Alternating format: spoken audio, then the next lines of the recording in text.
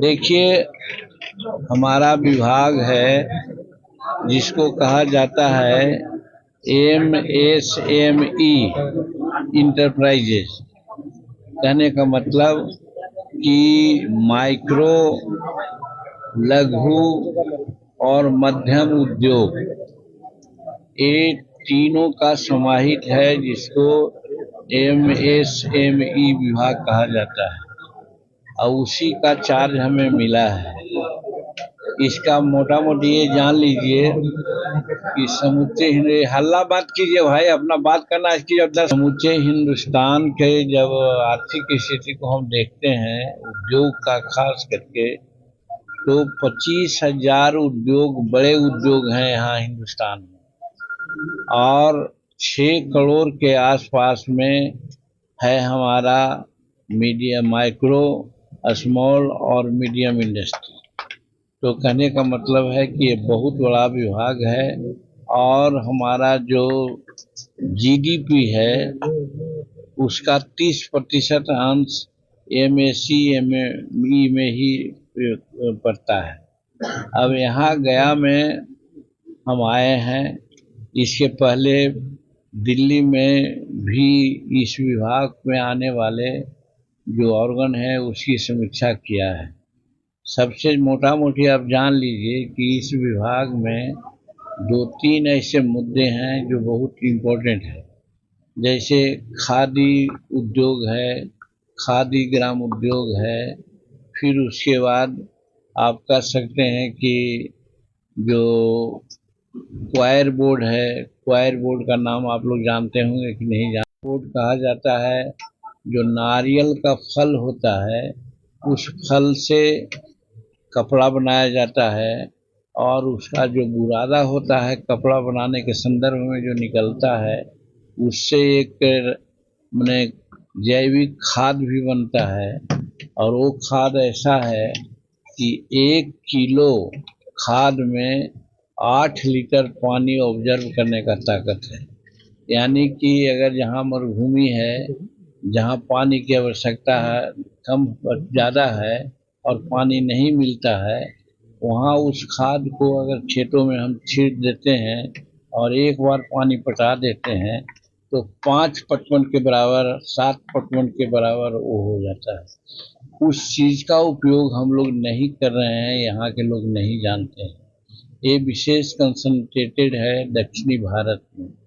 तो आज जो डिस्कशन हम लोग किया है विशेष करके एक खादी के बारे में बात किया है कि खादी की कितनी संस्थाएं हैं, क्या काम हो रहे हैं, कितने लाभ मिलते हैं, वो सब रिकॉर्ड में आया है।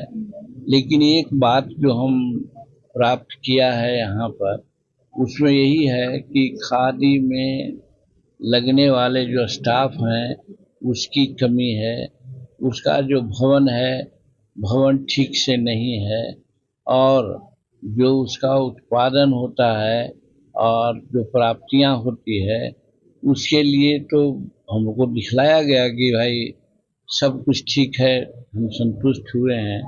लेकिन अब फिजिकल जो स्थिति है उसको देखना हम चाहते हैं। हम लिस्ट मांगा है उनसे, गया में हो, नवादा में हो, भभुआ में हो, वो सब जगहों में भी हम जांच करके अपने द्वारा या अपने आदमियों के द्वारा दिखवाएंगे, क्योंकि इस विभाग के तहत गरीब लोगों को अधिक से अधिक रोजगार दिया जा सकता है और वो रोजगार गरीबों को मिलने से बिहार से जो पलायन होने की बात हो रही है होती है उसमें रुकावट आएगी। माइक्रो इंडस्ट्रीज है, जैसे हमारे दर्जी भाई हैं, दर्जी भाई काम अपना करते हैं और उनको जो राशि मिलनी चाहिए वो नहीं मिल पाती है और दर्जी वाले बड़े बड़े जो दुकान लगाते हैं फैक्ट्री टाइप के, वो उनसे काम लेते हैं, कम पैसा देते हैं और अपना उनके यहाँ धुलाई में हम लोग जाते हैं तो ज़्यादा पैसा लगता है। जैसे हमारे यहाँ मोमबत्ती अगरबत्ती उद्योग है, अगरबत्ती उद्योग का भी हमने यहाँ समीक्षा किया। यहाँ मात्र 40 परिवार के बारे में बताया गया कि मात्र 40 परिवार लगे हुए हैं। हमने उनको बताया कि ये गलत रिपोर्ट आपको है। वो कहते हैं कि वहाँ से टारगेट आता है। जब यहाँ से हम आवश्यकता देंगे तभी तो होगा। जैसे आप देख रहे होंगे कि हमारा ये जो मोहल्ला है बगल में, कौन मोहल्ला इसको हम लोग कहते हैं, गवल बिघा में हजारों घर ऐसा है, और खास करके माइनॉरिटी परिवार के लोग होते हैं, उनका पेशा ही है बनाना अगरबत्ती। और वो कम किलो के हिसाब से ट्रक के ट्रक माल लोग बाहर ले जाता है और बेचता है। अगर क्लस्टर हम लोग यहाँ बनावें तो उनको हम लोग फायदा दे सकते हैं। फिर डोभी के नज़दीक में कई एक जगह ऐसा है कि जहाँ पर लोग घरे घर ये उद्योग बनता है करते हैं और उनको कोई लाभ नहीं मिलता है और उनको कम पैसा मिलता है। तो इसको क्लस्टर बनाने के लिए भी हमने आदेश दिया है कि आए क्लस्टर बनाइए। और कुछ लोग का कहना है क्लस्टर है, लेकिन क्लस्टर कार्य नहीं कर रहा है, तो उसको कार्य करने के लिए भी हमने कहा है।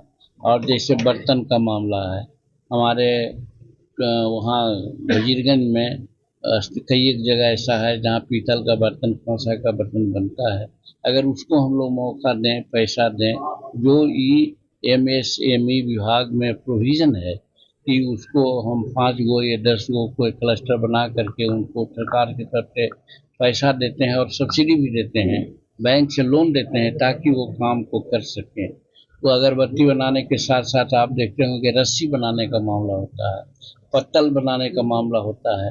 और दर्जी भाई की बात भी है, हम आप जाते हैं दर्जी भाई सीता है, पैसा उसको कम मिलता है, लेकिन वही जो बड़े बड़े फैक्ट्री टाइप के चला रहे हैं और उनसे काम लेते हैं और उसमें लेबल लगा लेता है, तो एक सिलाई में कुर्ता का 500 और 600 रुपये लेता है। अब ये 100 रुपये में बेचारा दे देता है। तो इस तरह से हमारे गरीब मजदूरों का शोषण हो रहा है। तो हमारे एमएसएमई विभाग में इसी का यह है कि उसको खोज करके उसका क्लस्टर सेंटर बनावेंगे जहां उनको ट्रेनिंग दी जाएगी और दी जाती भी है, लेकिन देने का जो प्रक्रिया अभी है कम है, बहुत लोग नहीं जानते हैं। इस चीज़ को भी हम लोग कहा कि इसका पब्लिकेशन होना चाहिए, एडवर्टीजमेंट होना चाहिए। जैसे खेती में होता है कि VLW होता है, गांव में जाते मीटिंग कराता है कि कौन खाद देना चाहिए, कौन धान रोपना चाहिए। उसी प्रकार से हमारे एमएसएमई में भी है कि हम छोटे छोटे लोगों को कैसे लाभान्वित कर सकते हैं, कितना उनको हम सब्सिडी देते हैं, कैसे बैंक से लोन देंगे, कैसे उनको गारंटी देंगे, ये सारी बात के ट्रेनिंग होनी चाहिए। हमको जब ये विभाग मिला है और हम गरीब तबके से आते हैं और गरीब तबके के दुश्वारियों को दूर करने के लिए इतना बड़ा विभाग है, इसमें पैसा भी काफ़ी है, लेकिन उसका उपयोग अभी तक नहीं हो रहा है। इस चीज़ को हम प्रचार प्रसारित करके आज जैसे KVI जिसको कहते हैं खादी उद्योग की बात कहे, या MSME के जो पटना में दफ्तर है उनके बारे में बोले हैं, ये सबको एकत्र कर करके एक बार बिहार के लिए जो हो सकेगा वो करने का एक रूपरेखा तैयार किया है। आज इन लोगों को हमने कहा है कि जो आप किया है उसकी सूची दीजिए, हम वेरीफाई करेंगे कि ये काम वहाँ हुआ है कि नहीं, ये पैसा उनको मिला है कि नहीं मिला है। ये लोग को सूची मिलेगी तो हम अपने या अपने कार्यकर्ताओं से जांच करवाएंगे। अगर वो ठीक है तो ठीक है, और नहीं है तो सुधारने का प्रयास करेंगे। जैसे चावल बनाते हैं तो समूचे हड़िया को हम लोग नहीं टूटते हैं, एक दो चावल को देखते हैं तो देखते हैं कि सिद्ध हो जाता है। उसी प्रकार से इन लोगों का भी हम करेंगे। हमारे पास विभाग आया है तो हमारा प्रयास है, और प्रधानमंत्री ने खास करके कहा है कि हम अपने विजन का विभाग मांझी जी दे रहे हैं, और सही है विजन का कि जब तक गरीबों का उत्थान नहीं होगा, गरीबों को रोजगार नहीं मिलेगा, तब तक हमारा विकास, खास करके जो इतना पलायन हमारे मजदूर लोग करते हैं उसको तभी रोका जा सकता है जब घर में उनको हम रोजगार देंगे। तो यही आज हम समीक्षा किए हैं। उसमें बहुत तरह की और बातें हैं जिसका डिटेल हम लोग ग्रहण किया है और सुधार करने के लिए उपाय किया है।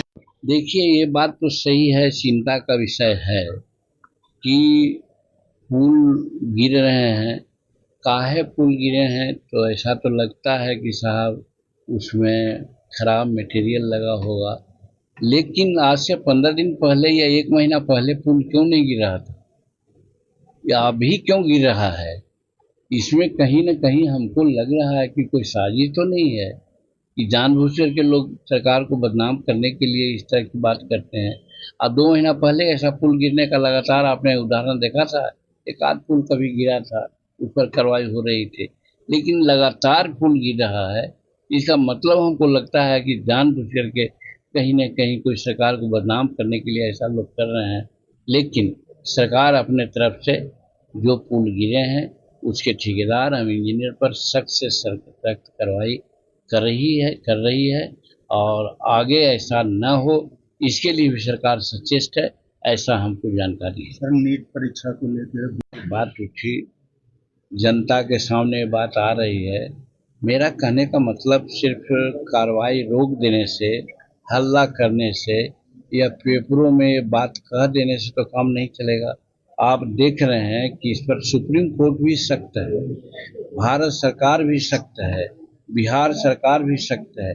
कड़ी से कड़ी कार्रवाई जो हो सकती है, आप देख रहे हैं कि कितनी गिरफ्तारियां हो रही हैं, कहाँ-कहाँ रेड हो रहा है, सारी बात कब्जे में आने जा रहा है, सारा चीज़ का उद्भेदन हो जा रहा है और सरकार इसमें न किसी को बचाने की स्थिति में है, न किसी को फंसाने की स्थिति में है। जो उचित कार्रवाई है सरकार कर रही है, आगे इस प्रकार की गड़बड़ी न हो इसका पुख्ता इंतजाम सरकार कर रही है। सर, क्वायर बोर्ड की बात पहले आप लोग भी नहीं जानते होंगे, हम भी नहीं जानते थे। बहुत उपयोगी उद्योग है, हर जगह उसको लगाया जा सकता है और बिहार में भी उसका जो कारोबार का है उसको हम लोग लगाएंगे, चाहे गया हो, पटना हो और सब जगहों में है, क्योंकि सब जगह नारियल का फल और डाब का पानी लोग पीते हैं, इसलिए सब जगह क्वायर मिल जाता है। इसलिए उसको प्रोसेस करने के लिए, जैसे गांव घर में आप देखते हैं या स्टेशन में देखते हैं कि कचरा, प्लास्टिक, शीशा लोग जमा करने वाले कुछ मजदूर लोग घूमते रहते हैं, उसी प्रकार से ये क्वायर को भी प्राप्त करने का, कलेक्शन करने का इंतजाम करावेंगे और प्रोसेस करने के लिए जो उसका मैकेनिज्म होता है उसको तैयार करावेंगे, जिससे एक तरफ हमको अच्छा से अच्छा सूती वस्त्र मिल सकेंगे, दूसरा उससे खाद जो में फर्टिलाइजर है वो मिल सकेगा और उससे हमारे लोगों को नियोजन भी मिलेगा। ये इंतजाम हम करने जा रहे हैं।